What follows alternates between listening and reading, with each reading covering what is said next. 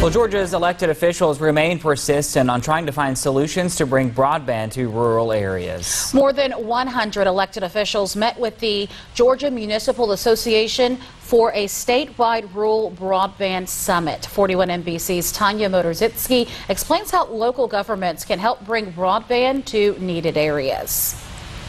Officials are working to bridge the digital divide. Nowadays, internet is a vital part of our lives.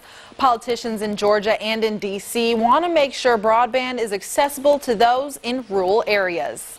United States Georgia Representative Austin Scott says he relates to the millions of Americans living in rural areas with limited access to internet.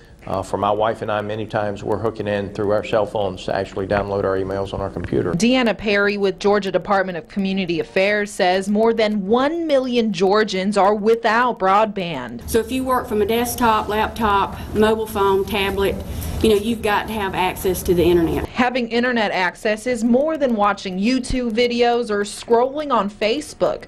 Education, health, and communication use internet services daily. It's widespread, the need for this. That's about 10% of the population of the United States. During the Georgia Municipal Association's Rural Broadband Summit, elected officials discussed solutions to areas needing services.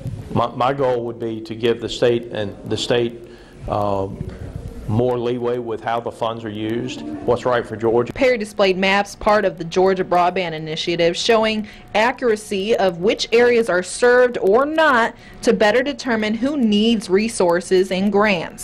So what we do in each census block, we develop a master address of all locations that are potential subscribers to the internet, and then we look at those that are served to conclude what is unserved. UGA, ITO. United States Georgia Representative Austin Scott says he released, if you need more information, you can go on the broadband service website, and you can also possibly get broadband through SPLOST projects, bonds, and state federally funded programs. Shelby?